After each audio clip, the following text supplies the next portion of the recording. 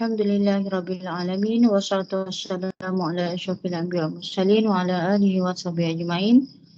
Assalamualaikum warahmatullahi wabarakatuh.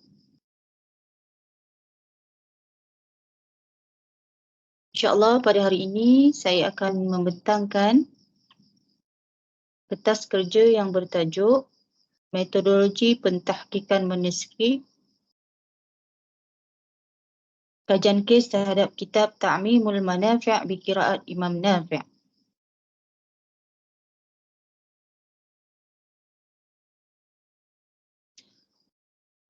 Jadi kertas kerja saya pada hari ini iaitu tentang metodologi pentahkikan manuskrip, yang mana manuskrip ini menjurus di dalam bidang qiraat. Disebabkan tajuk saya iaitu berkaitan tentang tahqiq dan juga tahrir, tahrir, istilah-istilah yang digunakan, pelbagai istilah lagi lah yang digunakan. Jadi kita boleh tengok secara ringkas apakah yang dikatakan dengan tahqiq.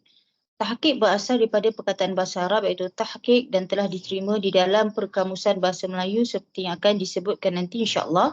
Tahrir juga seperti yang seperti yang telah dilaporkan oleh Kamus Bahasa iaitu tahrir penulisan membetulkan huruf dan memperbaiki kesilapan. Tahqiq berasal daripada perkataan bahasa Arab yang telah diterima.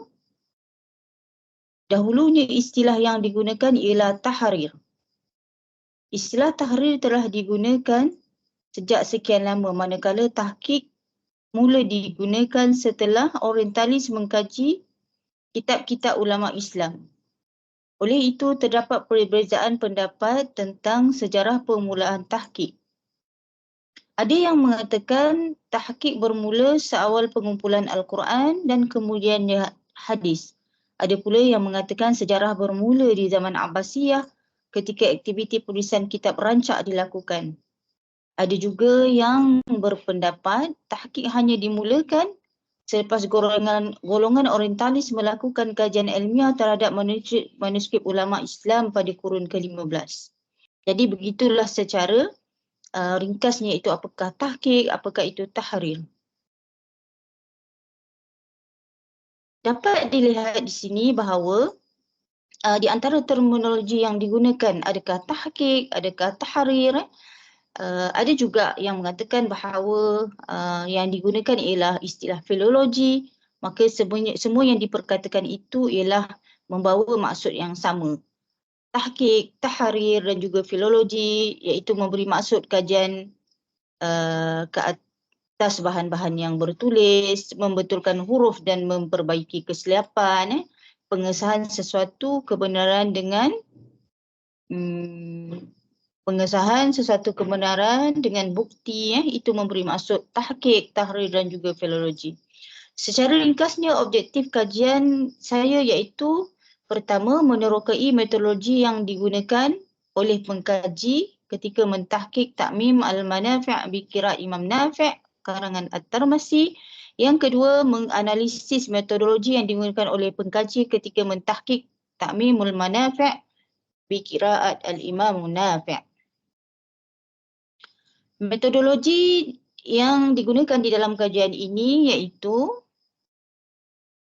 kajian ini merupakan kajian kualitatif. Penyelidikan yang dijalankan adalah berdasarkan manuskrip yang merupakan instrumen utama pengumpulan data dalam bentuk perkataan dianalisis secara induktif. Fokus dibuat kepada makna yang dikandungi serta dijelaskan ketika berlaku kesamaran. Penyelidikan kualitatif sebegini menghasilkan dapatan yang bukan melalui prosedur statistik ataupun lain-lain bentuk pengiraan. Okey, hasil daripada kajian ini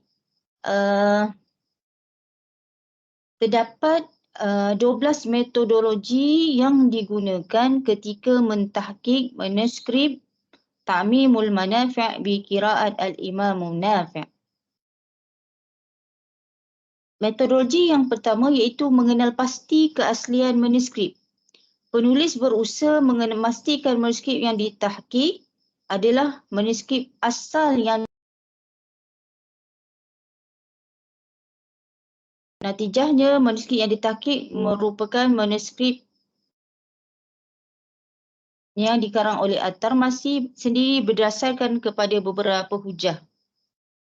Yang pertama, ayat-ayat yang digunakan di dalam manuskrip ini menggambarkan penulisan yang diusahakan sendiri oleh beliau. Ia menggambarkan identiti sebenar At-Tirmizi yang memahiri bidang qiraat. Yang kedua, hujah ini juga dapat ditegakkan apabila kita meneliti manuskrip lain yang ditulis oleh beliau. Kesemuanya memaparkan gaya penulisan yang sama, terutamanya pada mukadimah dan penutup kitab.